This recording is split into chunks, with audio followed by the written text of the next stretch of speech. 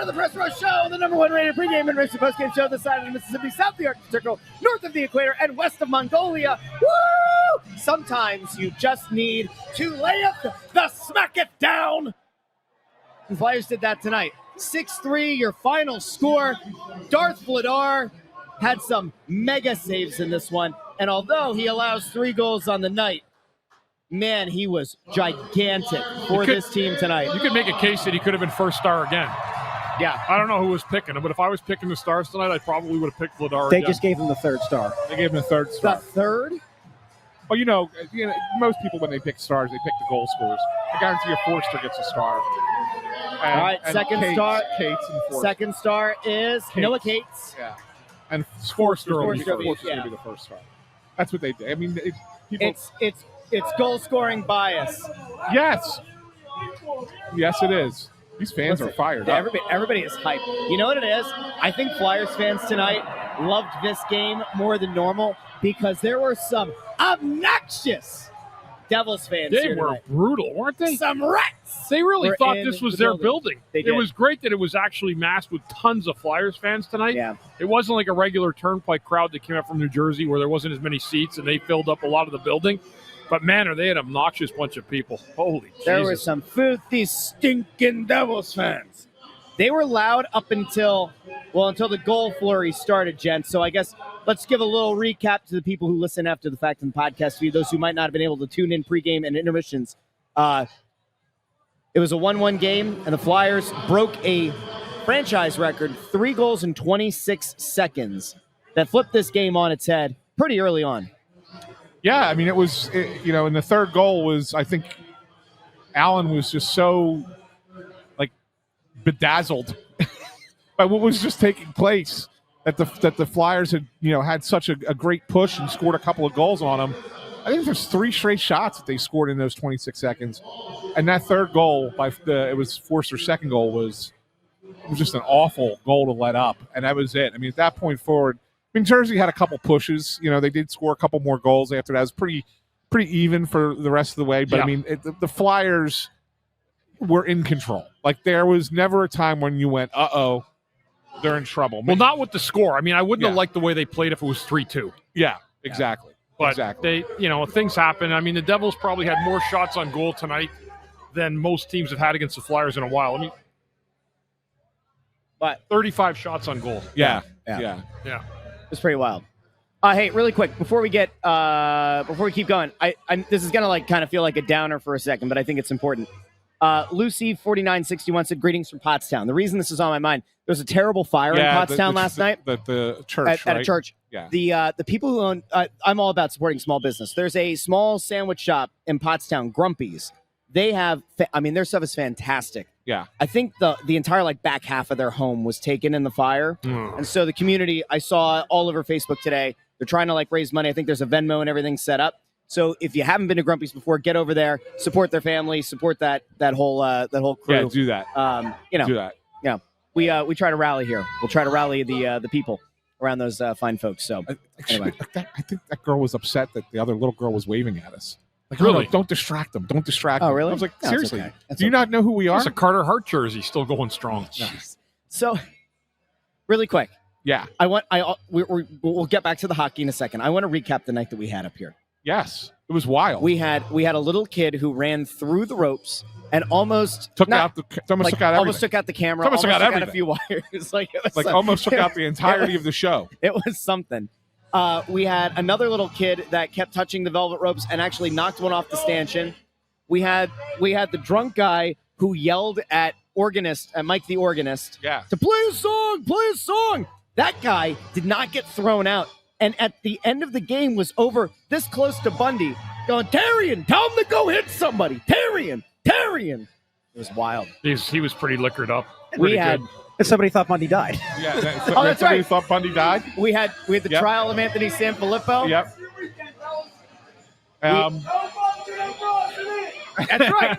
That's right. There you go. I like that guy. There you go. And then you didn't get to meet him.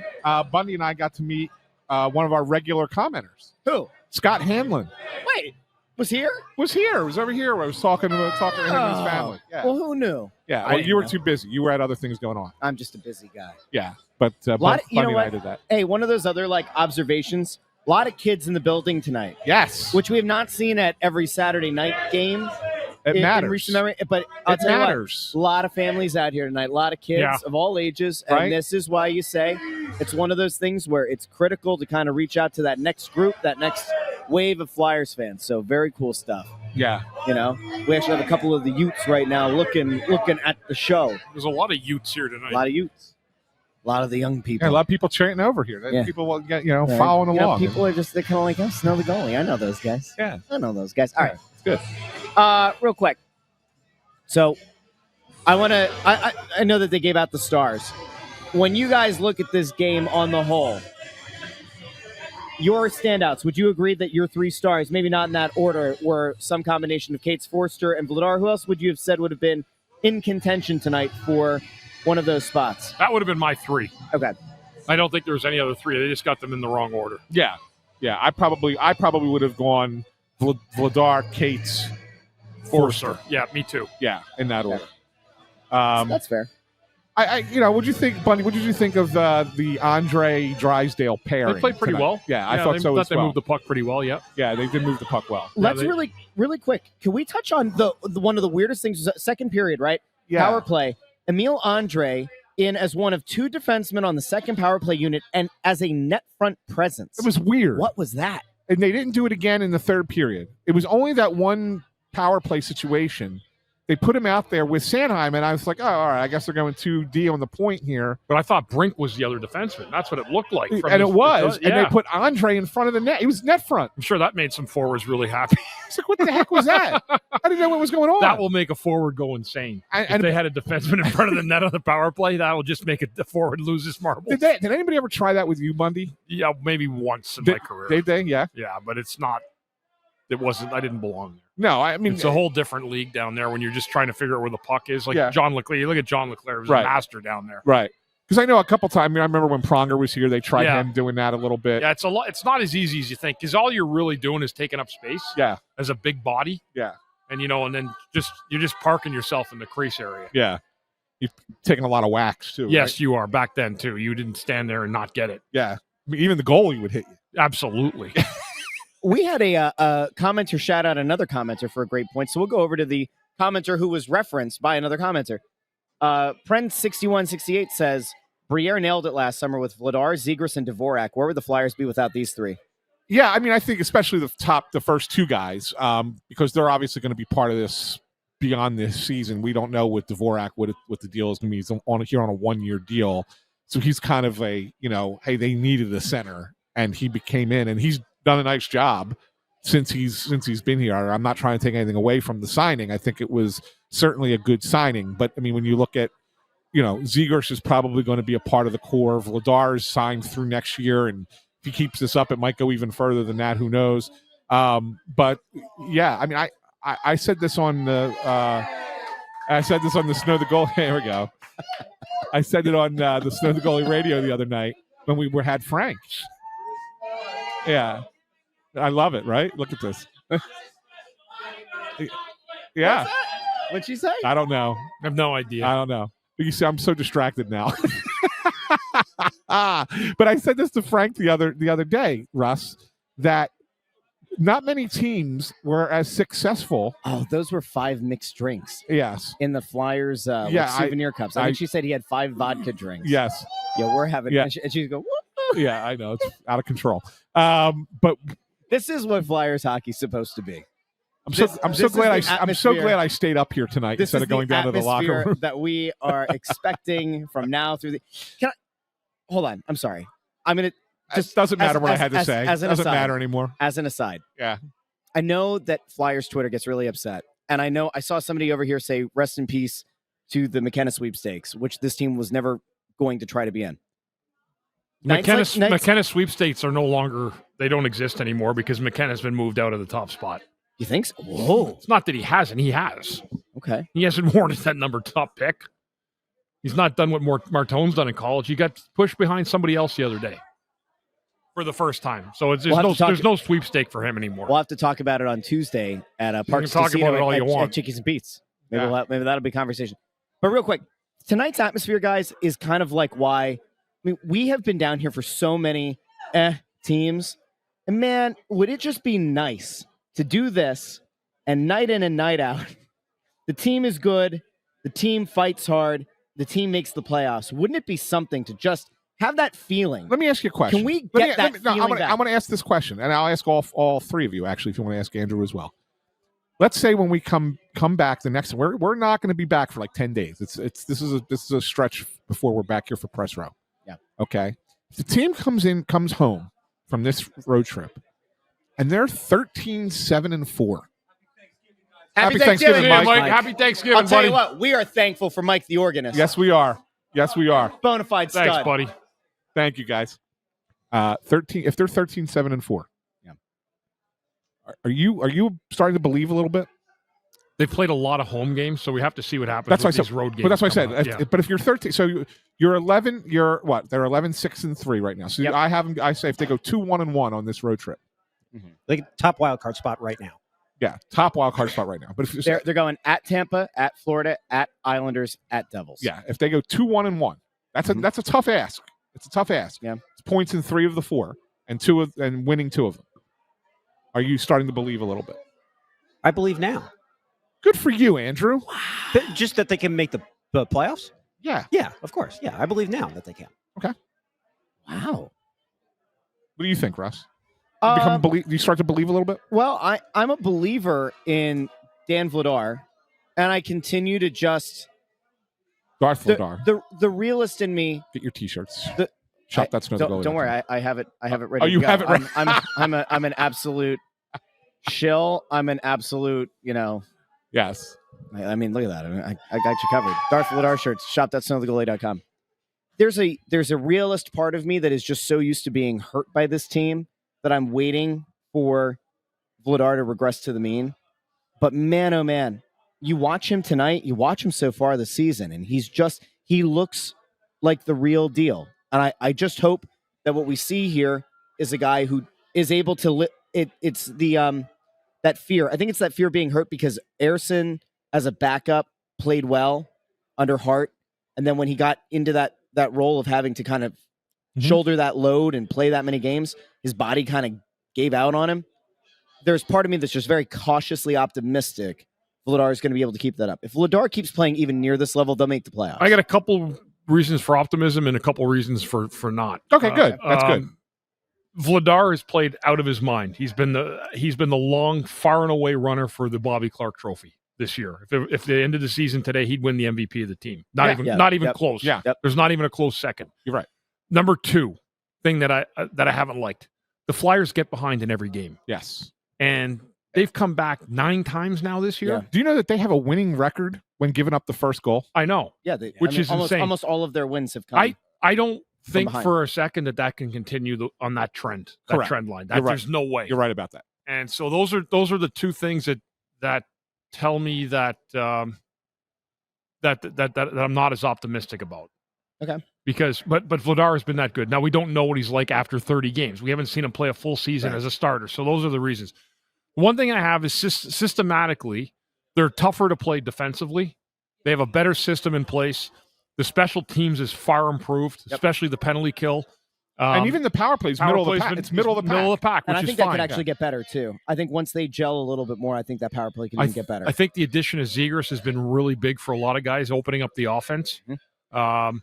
And I think that the defense have really actually played pretty well this year, moving pucks out of the zone, doing a good job. It's going to be interesting once Risto's back. It will. Like they've done I think.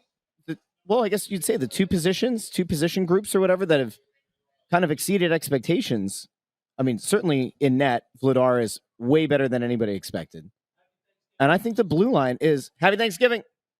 Have a good one, guys. Thanks. Take care, Dennis. The blue line is by far better than I think any of us could have expected. It's been much better. Yes, no doubt. You would have thought that, Flyers always make a big deal out of the size and everything.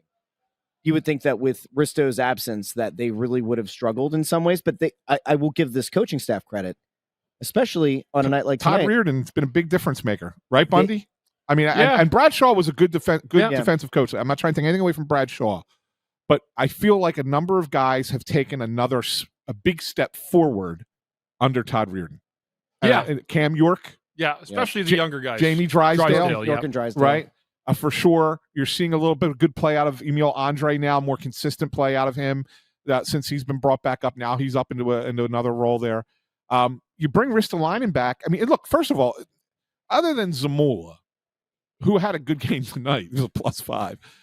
But other than Zamula, when he's been in, they've actually been, even a guy like Noel Juleson has been serviceable. Fine, He's yeah. been fine, right? Yep. They've not had a black hole back there, No. which they've had in previous seasons. Yep. Right, and that's the thing that's most impressive. So yeah, you're right. Look, games are going to get. We always know this. Once you get into, late February, there's another level that this sport goes to, and I don't know if this team, how they will handle that level. Okay, but if you bank enough early, you can withstand it. You can survive it, even without the top end skill that some other teams have. I mean, we know that before as the calendar flips to 2026, this team will have played is it going to be more than half of their games at home by the time December's over? I think it's close. Oh yeah, I think. Oh yeah, it's more than half. So right? the one thing with people, so after that 6 games, so we got 4 games on the road and then 6 at home. After that, it's 9 out of 10 on the road. Yeah, and that's where it's going to be like, okay, how are they handling this? Yeah. Right. They've done their job at home. I'll give them credit for They that. have a good They've record played at home. Great record at home. Yeah, they've been really good here. Yeah. 8-3-2. Yeah. So let me pitch this to you, Bundy, as the former player. We talked about how early in the season it's like, do you want to get some cupcake games in at home, or go out on the road first and kind of test yourselves and see what you can do early? Given how this schedule has largely been skewed in the favor of being at home, Tocchet trying to install a new system, them being able to kind of do this from the comfort of their own homes this early in the season, kind of build that camaraderie, understand his system, get things implemented. Is this the best case scenario with them getting ready to go out on the road, that they were able to take advantage of all of that time, all that practice time, and do it all here? Yeah, I think so. I think the schedule actually was in favor of the Flyers this year. It hasn't been too crazy. I mean, I know they had that trip to St. Louis and Dallas, but it was a dad's trip, so you kind of lose sight of that. But they haven't had a taxing travel schedule at all. It's been easy. And they've been gifted with a lot of home games, which they've done well. So it gives you extra time to practice at home, extra time, a few extra days to do things. I see coaches, I read Rick Tocchet today, does a lot more stuff on morning skates now on game days to get guys prepared. So I think there's still a lot of things they're working on, and they're only 2 months into it. There's the comment of the night. That must be the guy. Is that your burner? I think that was the guy yelling at Mike the organist and yelling at Bundy to have somebody hit someone. I think. Thank you. We'll see, guys. This is the most positive I think I've been about a team. I mean, it's not. I won't go. Look, and I'm. Well, I'm just saying. This is the most positive. Let me. Yeah. Explain a second. The fake bubble year, like that year, that team played really, really well up until the world shut down. Right. Yep. But you and I talked about the fact that not really sure that it's real. Right. Correct. Yes. And then there was round robin and the bubble thing, and Ann almost died and all that. That season was kind of like an anomaly. It was kind of an aberration, which led this team to a very weird place. The reason I feel better about this team isn't because I think that they're like a cup contender, right? What makes me feel better about this team, though, is you're not doing this. When Saravalli was on, he was kind of talking about those patchwork moves. And I get that to some extent. Like a Dvorak, is he like a patchwork guy? Maybe a little bit.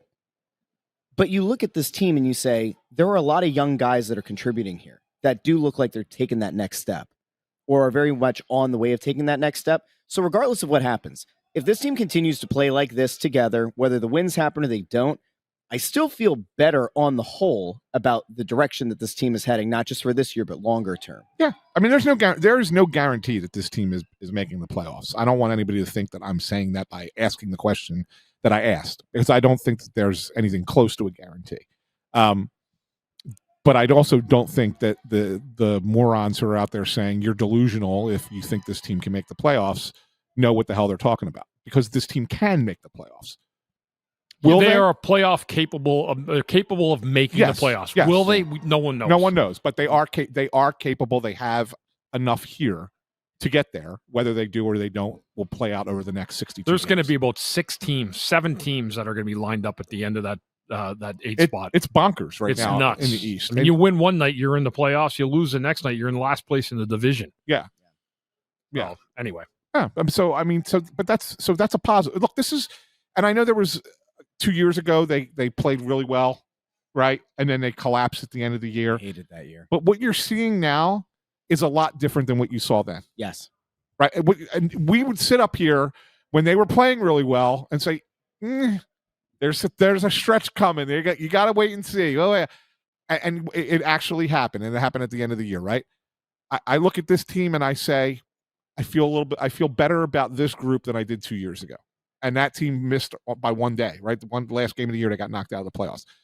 This team, I feel better than that team, and that team just missed. So I think that this team can get in. Yes, And I for do. and for better or worse, the difference between those teams, that was the year, if I remember correctly, the Torts benched Couturier and tried to galvanize the team for the fake playoff run. This one, you're in year one of the head coach. Yeah. And sometimes there's the new message, and you ride that heater. And you ride that. And there's ride that teams through that the made the season. playoffs last year that aren't going to make it this year. That where you thought would. Look at Toronto. Did anyone think for a second Toronto was going to possibly be in the situation they're in right now?